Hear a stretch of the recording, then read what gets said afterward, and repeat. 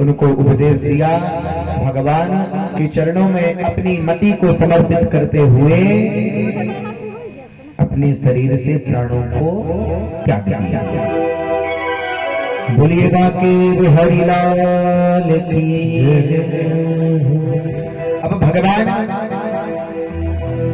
द्वारिकाधीश पांडवों की शोक का पितामह भीष्म द्वारा निराकरण करवाकर अपने प्रिय भक्त भीष्म का अंतिम मनोरथ पूर्ण करते हुए पुनः पांडवों से द्वारिका जाने की अनुमति ली और अनुमति प्राप्त करके विविध देशों में परिभ्रमण करते हुए द्वारिका में पधारे। द्वारिका में भगवान का दिव्य स्वागत हुआ और इसके बाद भगवान सबसे मिलने गए। वसुदेव जी से मिले, जानकी मैया से मिले, क्योंकि कब आ गए थे भगवान जब युद्ध प्रारंभ हो रहा था और गए कब भीष्म पितामह चले गए, बहुत दिन हो गए महाराज। तो सौनक जी कहते हैं प्रभु हमने तो प्रश्न किया था कि परीक्षित कौन है, परीक्षित का जन्म कैसे हुआ। तो सूत जी कहने लगे कि भगवान की लीला ही इतनी मधुर है कि उनके सिवा और कुछ सुनाने का मन ही नहीं करता। तो कहते हैं उत्तरा के गर्भ की भगवान रक्षा करके तो गए, उसके बाद उसका जन्म कैसे हुआ। तब सूत जी को स्मरण आया, महात्माओं आपने ठीक पूछा, भगवान की कृपा से वह बालक मात्र गर्भ में बिल्कुल सुरक्षित रहा। समय आने पर सकुशल उसका जन्म हुआ। ब्राह्मणों ने उसका जात कर्म संस्कार किया और उस बालक का नाम रख दिया विष्णुरातः। विष्णुरातः दत्ता अर्थात विष्णुरात दत्त। भगवान विष्णु श्री कृष्ण की कृपा से मां के गर्भ में उस बालक की रक्षा हुई। तो जब सबने देखा तो उसका नाम परीक्षित रख दिया। समय आया, एक दिन विदुर जी तीर्थ यात्रा करते हुए आए।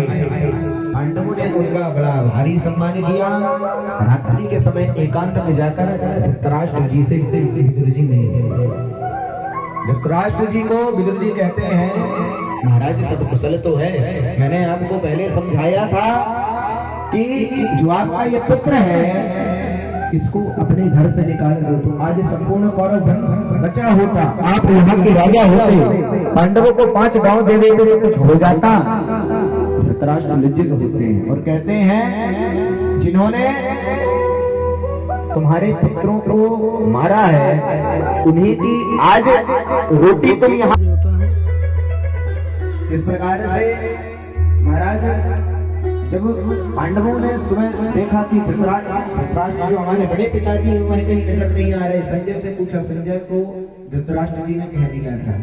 पांडव चिंतित होंगे, उनसे कुछ मत कहना। संजय से पूछा आपको पता है धृतराष्ट्र जी कहाँ है? बोले नहीं हमें तो नहीं पता। उसके बाद बहुत ढूंढने का प्रयास किया परंतु जब नहीं मिले तो उसके बाद भगवान पांडवों से मिले। उसके बाद अर्जुन को भी अपने साथ ले गए। कब तक नहीं लौटे? 7 महीने। 7 महीने बाद युधिष्ठिर जी भीष्म से कहते हैं अरे 7 महीने हो गए हैं अभी तक अर्जुन भगवान के साथ गया है, वापस नहीं आया, नहीं कोई संदेशा भेजा। चर्चा हो ही नहीं थी महाराज कि अचानक अर्जुन को आते पांडवों ने देखा। सबको महान आश्चर्य हुआ। अर्जुन का मुख इस तरह मलिन था, इस तरह लटका हुआ था कि युधिष्ठिर जी को चिंता सताने लगी। युधिष्ठिर जी ने कहा कि अरे अर्जुन बताओ तुम्हारा मुख इस प्रकार से चिंतित क्यों है, क्या बात है? कहीं तुमसे किसी ब्राह्मण का वध तो नहीं हो गया, गौ हत्या तो नहीं हो गई, किसी अगम्या स्त्री से समागम तो नहीं हुआ? इस प्रकार का मुख क्यों बनाए हुए? तो महाराज अर्जुन कुछ नहीं कह रहे हैं, बड़े ही उदास हैं।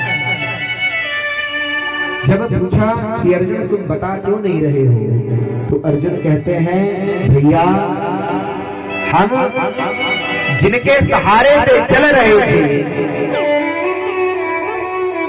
जिन प्रभु ने हमारी इतने दिनों तक रक्षा की, हमारी सहायता की, हमारे प्यारे प्रभु अपने परिकर के साथ जो प्रसन्न थे वह आज हम सबको छोड़ करके अपने परम धाम को चले।